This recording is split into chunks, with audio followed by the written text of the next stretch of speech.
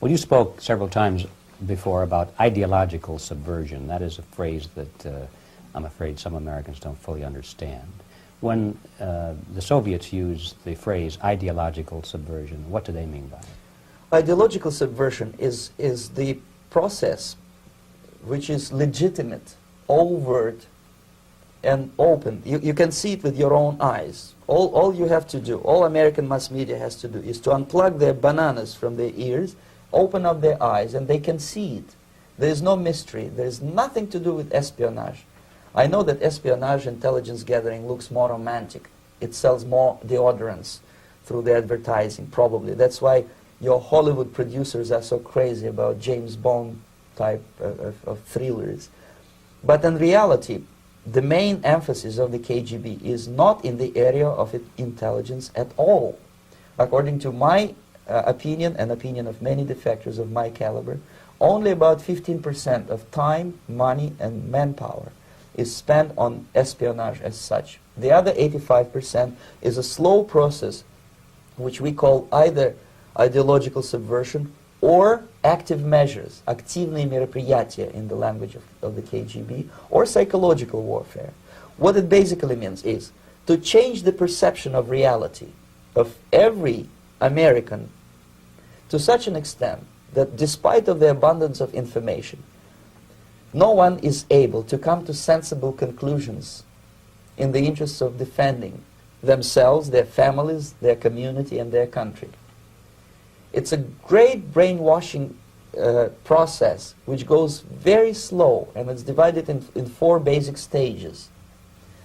The first one being demoralization. It takes from 15 to 20 years to demoralize a nation. Why that many years?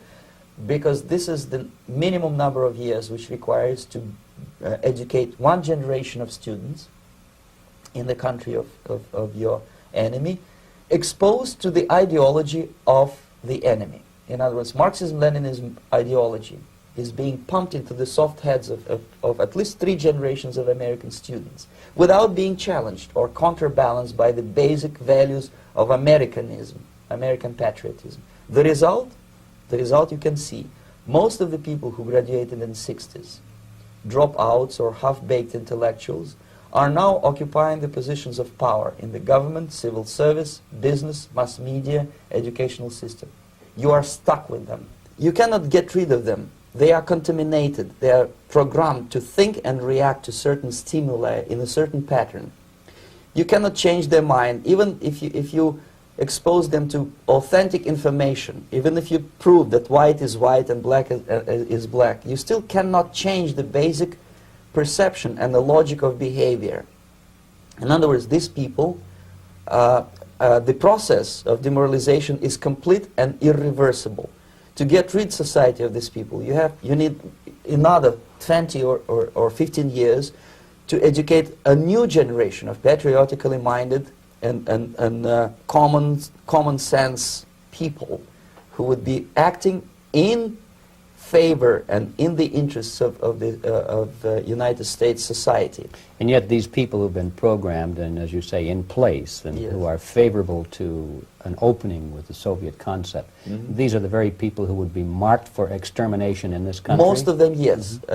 Simply because the psychological shock when they will see in future what the beautiful society of equality and social justice means in practice, obviously they will revolt. They will be very unhappy, frustrated people.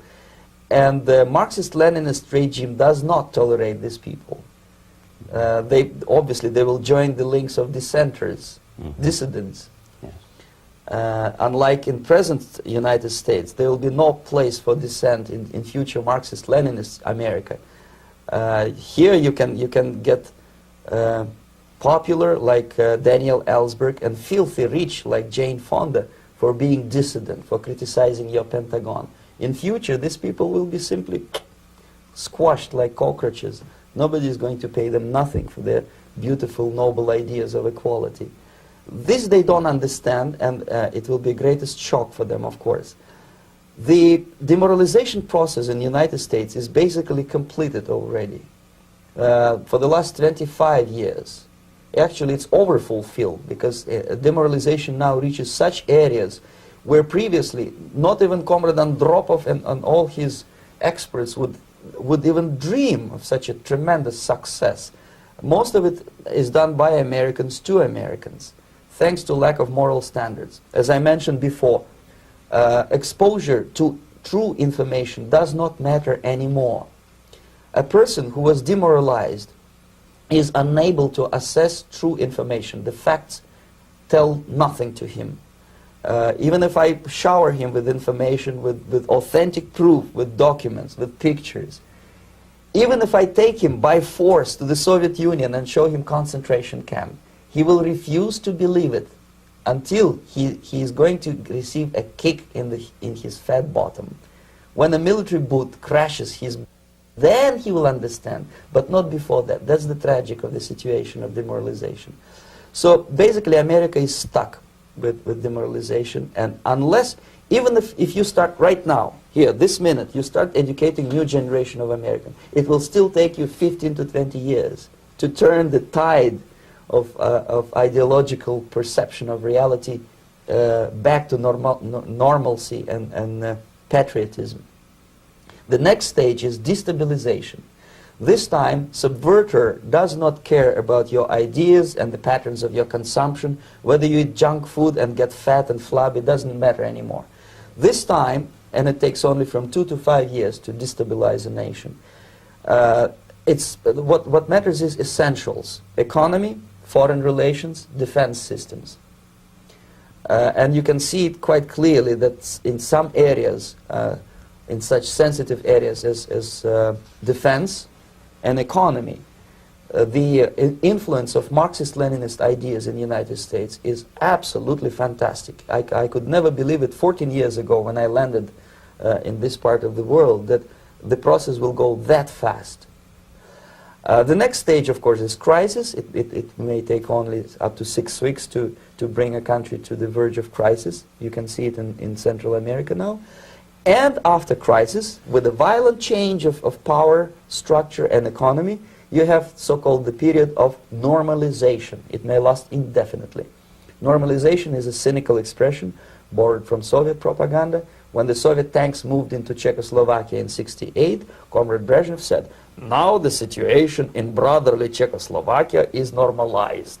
This is what will happen in the United States if you allow all these schmucks to bring the country to crisis, to promise people all kind of goodies and the paradise on earth, to destabilize your economy, to eliminate the principle of free market competition, and to put a big brother government in Washington, D.C., with benevolent dictators like Walter Mondale, who will promise lots of things, never mind whether the promises are fulfillable or not.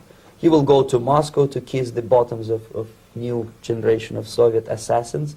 Never mind. He will create false illusions that the situation is under control. Situation is not under control. Situation is disgustingly out of control.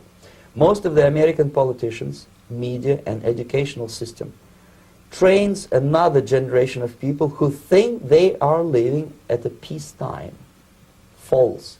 The United States is in the state of war, undeclared total war against the basic principles and the foundations of this system.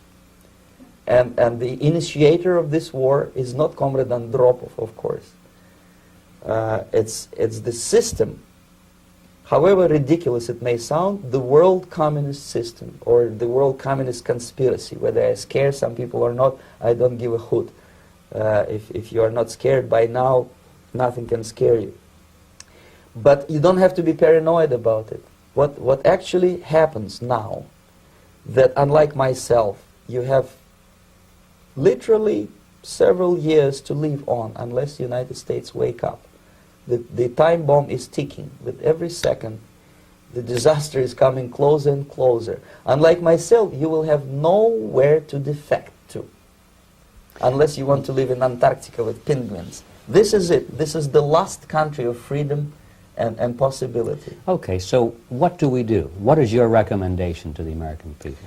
Well, the immediate thing that comes to my mind is, of course, There must be a very strong national effort to educate people in the spirit of real patriotism, number one. Number two, to explain them the real danger of socialist, communist, whatever, welfare state, big brother government.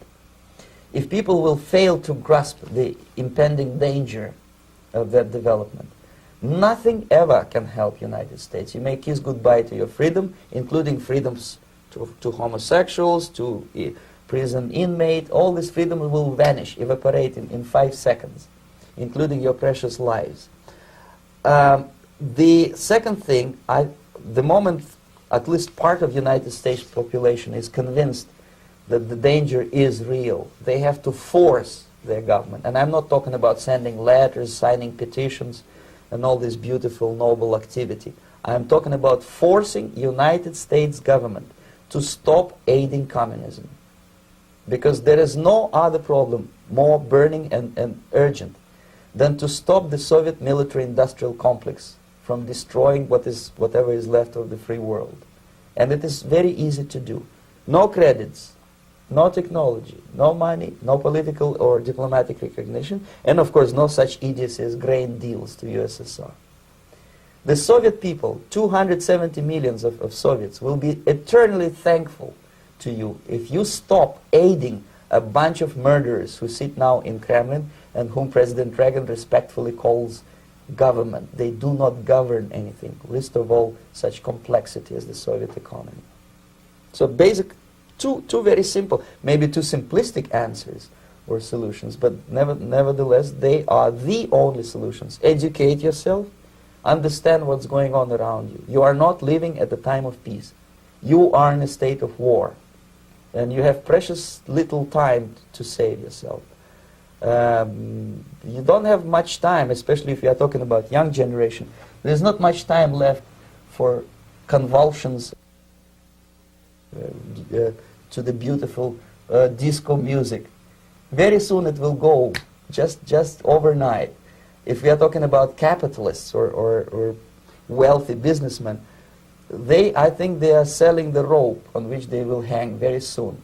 If they don't stop, if they cannot curb their unsettled desire for profit, and if they keep on trading with the monster of the Soviet communism, they are going to hang very soon. And they will pray to be killed, but unfortunately they will be sent to Alaska probably to manage industry of slaves. It's simplistic. I know it sounds unpleasant. I know Americans don't like to listen to things which are unpleasant. But I have defected not to tell you the stories about such idiocy as microfilm, James Bond type espionage. This is garbage. You don't need any espionage anymore. I have come to talk about survival. It's a question of survival of this system. You may ask me, what is it in for me? Survival, obviously, because as I said, I am now in your boat. If we sing together, we'll sing beautifully together. There is no other place on this planet to defect to.